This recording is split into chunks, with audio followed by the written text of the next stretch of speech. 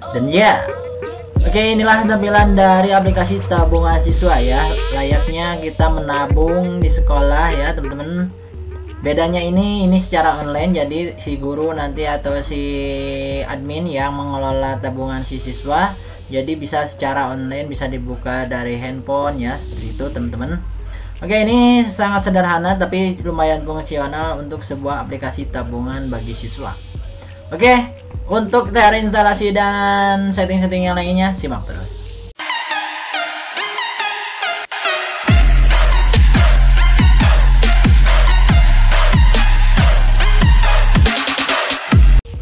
Yups, dan di pertemuan kali ini saya akan membahas tentang aplikasi tabungan siswa ya, berbasis online teman-teman, yaitu berbasis website. Jadi nanti kita bisa mengonlinekan, jadi si siswa menabungnya bisa secara online ya teman-teman, atau dikelolanya secara online. Oke gengs, dan untuk langkah-langkahnya, untuk cara instalasi dan setting-setting codingannya, silahkan teman-teman perhatikan agar teman-teman semua tidak gagal paham saat proses penginstalasian dan codingnya ya teman-teman. Oke gengs, langsung saja. Di sini saya akan sedikit review dari codingannya sendiri, dan untuk codingannya sendiri di depan mata kita di sini sudah saya persiapkan. Oke teman-teman, langsung saja saya akan review. Di sini untuk nama folder project codingannya sendiri saya kasih nama dengan nama tabungan siswa. Nanti teman-teman setelah teman-teman download ya si file codingannya, langsung teman-teman nanti simpan di mana teman-teman menginstalkan XAMPP-nya ya. Di sini saya kasih contoh, misalkan saya simpan ketika saya menginstalkan XAMPP-nya, saya menginstalkan di local D ya. Karena saya menginstalkan dua versi XAMPP yang support PHP 7 yang terbaru ya teman-teman, atau yang kedua yaitu dengan XAMPP yang support PHP 5. Namun kali ini saya menggunakan XAMPP yang support PHP 5 dan saya menyimpannya di folder atau di local D ya teman-teman. Teman-teman langsung masuk saja ke local D ya, atau dimana teman-teman menginstalkan exam-nya, lalu teman-teman masuk ke exam, folder exam. Nah di sini ya teman-teman, lalu teman-teman masuk ke ht.cs ya atau htdoc, dan teman-teman nanti pastekan saja di sini atau simpan di sini si folder project codingannya. Di sini saya kasih nama dengan nama tabungan siswa ya. Setelah seperti ini teman-teman sudah menyimpannya di folder htdocs. Oke, next, langkah selanjutnya langsung kita kembali lagi ke codingannya teman-teman. Oke, di sini ya di folder codingannya ada beberapa folder juga. Di folder tabungan siswa ada source code teman-teman, ada aset pengguna siswa tabungan ya, dan file-file tambahannya ke bawah.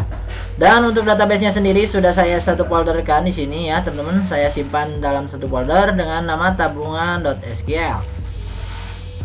Oke, next kita akan buka di ini di source code-nya teman-teman. Nah, ini di sini ada tambahan, file-file tambahan sebenarnya ini teman-teman. Langsung saja di sini saya akan masuk ke folder yang paling penting. Di sini teman-teman ada aset, ada pengguna siswa tabungan ya. Ini pengguna nanti untuk akses loginnya ke websitenya teman-teman. Oke, di folder siswa di sini ada beberapa file ya, ada form edit, ada tambahan, terus juga hapus, index, input, dan update ya teman-teman. Nanti ini akan jadi sebuah menu, yaitu di menu siswa nanti di websitenya ya. Oke, next kita akan lanjutkan teman-teman. Yang paling penting adalah di sini ya.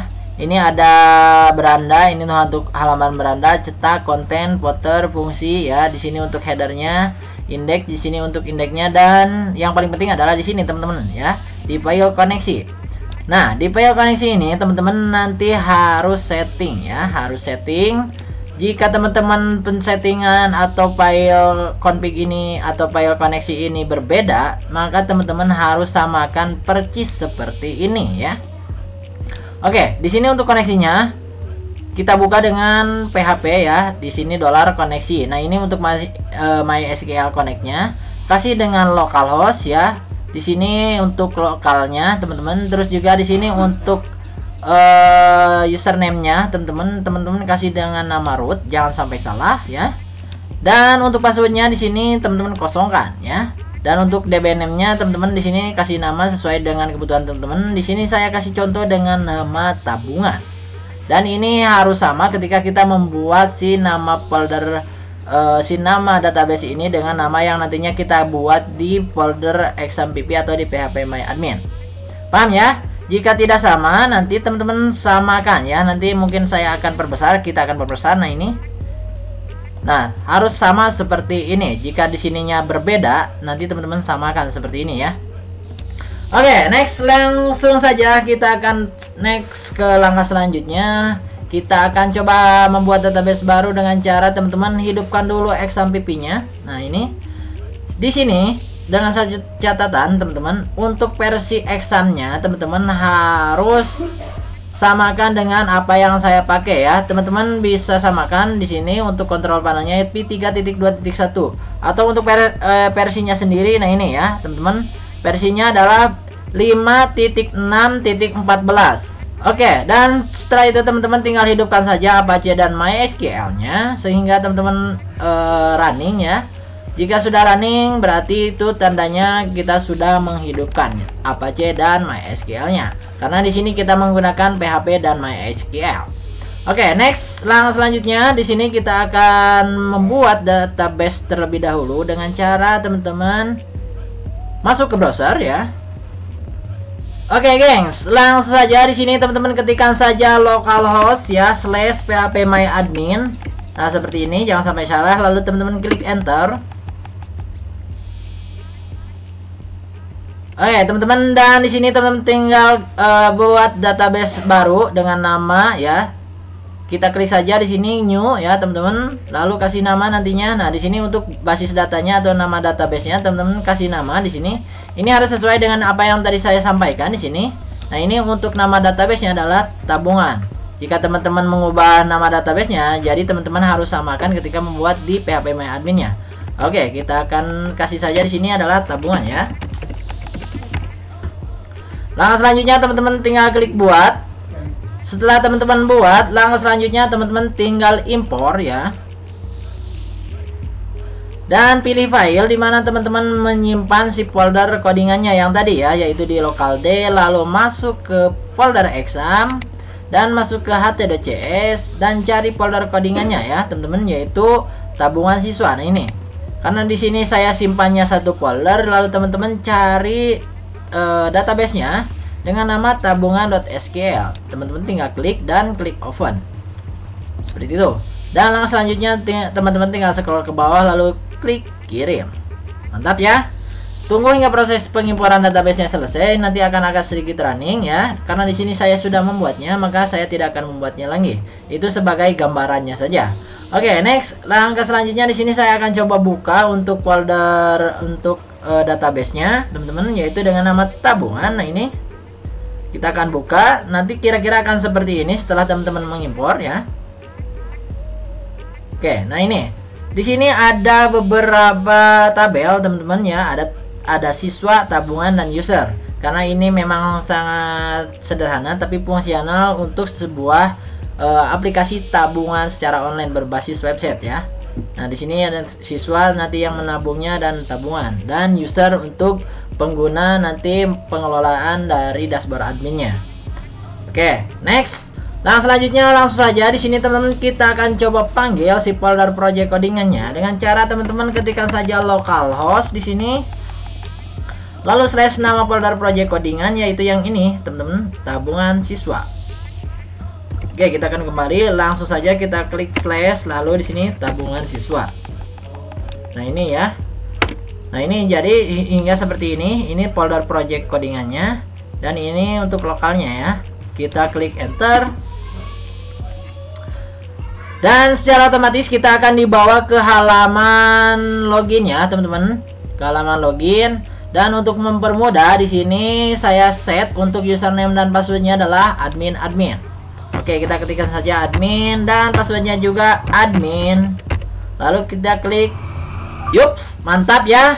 Dan inilah tampilan dari dashboard adminnya, teman-teman. Di sini ada jumlah siswa, jumlah tabungan, jumlah setoran, jumlah penarikan, dan jumlah saldo. Oke, next di sini ada beberapa menu juga, ada beranda, siswa, tabungan. Seperti apa yang tadi sudah saya sampaikan di database-nya, ada tabel siswa, tabel tabungan, dan tabel pengguna ya. Oke, kita akan masuk ke tabel siswa di sini. atau menu siswa. Nah, di sini teman-teman, inilah tabel dari tabel siswa. Kita bisa menambahkan di sini, mengedit dan menghapusnya ya. Di sini ada beberapa tabel. Nah, ini sesuai dengan apa yang kita buat di database-nya ya, teman-teman. Ada nomor, nick, nama, kelas, jenis, alamat ya, jenis kelamin. Di sini tempat tanggal lahir ya. Di sini tanggal lahirnya dan alamat. Seperti itu ya. Jadi nanti misalkan contoh di sini kita akan tambahkan nicknya berapa, misalkan seperti ini ya. Ini sebagai contoh saja, kita random. Namanya misalkan di sini Bayu Tutor 2 misalkan. Oke, kelasnya misalkan kelas 5 misalkan ya. Jenis kelaminnya laki-laki, tempat tanggal lahir misalkan Bandung. Laju tanggal lahirnya di sini kita klik random saja ya. Nah, di sini kita random saja sebagai contoh. Alamatnya misalkan Bandung juga. Dan titik-titik ya. Untuk mempersingkat di sini saya Bandung saja, lalu kita klik simpan. Dan di sini data berhasil dimasukkan, kita klik OK. Nah, dan di sini sudah dapat kita inputkan ya, teman-teman. Kita akan cari. Nah, ini karena ada beberapa, udah 36 antrian ya. Nah, nanti akan masuk ke sini. Coba kita akan masuk ke bagian 2. Atau kita di sini kita cari yaitu Bayu Tutor. Nah, ini Bayu Tutor 2 ya, teman-teman. Berarti datanya sudah berhasil dimasukkan. Mantap ya. Next, selanjutnya kita akan masuk ke menu tabungan. Oke, di sini di menu tabungan ada beberapa tabel ya, teman-teman, dan di sini ada menu setoran dan penarikan. Dan untuk tabelnya sendiri ada nomor, nama, kelas, saldo, dan opsi ya. Ini untuk detailnya.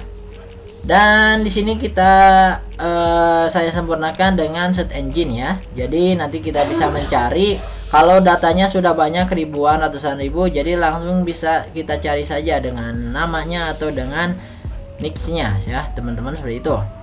Oke, di sini kita misalkan setoran ya. Kita klik. Nah, di sini ID siswanya nanti tinggal teman-teman inputkan ya. Terus di sini namanya, tanggalnya di sini. Terus jumlah setorannya ya, yang menabungnya misalkan hari ini Rp5.000. Jadi teman-teman tinggal klik simpan. Mantap ya. Kita kembali lagi coba. Dan di sini menu penarikan. Jadi nanti si siswa mana yang tabungannya akan ditarik ya, teman-teman. Misalkan tabungannya udah mencapai 1 juta dan mau ditarik sebesar 500.000 ya. Nanti saldonya berarti akan tersisa tinggal 500.000 lagi, seperti itu. Mantap ya. Next, selanjutnya di sini mungkin ada menu terakhir yaitu menu pengguna. Nah, di sini menu pengguna ini adalah menu yang nantinya untuk login ke website ini ya, teman-teman. Di sini juga kita bisa edit ya. Nah, untuk username dan passwordnya teman-teman bisa edit di sini ya, karena untuk mempermudah tadi saya kasih nama dengan admin. Mantapnya. Oke, kita akan coba ke beranda lagi. Nah, itulah mungkin teman-teman untuk aplikasi tabungan siswa ya, berbasis online dan berbasis website. Mudah-mudahan bermanfaat ya, dan teman-teman bisa kembangkan lagi. Dan jika ada kekurangan, kesalahan atau fitur-fitur yang mau ditambahkan, langsung saja komen di bawah ya, teman-teman. Oke, dan di pertemuan kali ini saya cukupkan sekian. Mudah-mudahan bermanfaat bagi teman-teman semua yang baru berkunjung di channel ini. Silahkan klik tombol subscribe yang warna merah di bawah, dan jangan lupa bunyikan loncengnya, karena lonceng itu adalah bahagia kami. Oke, jangan lupa like, share, komen juga ke teman-teman yang lainnya. Ambil yang positifnya, buang yang jeleknya. Sampai jumpa di video berikutnya.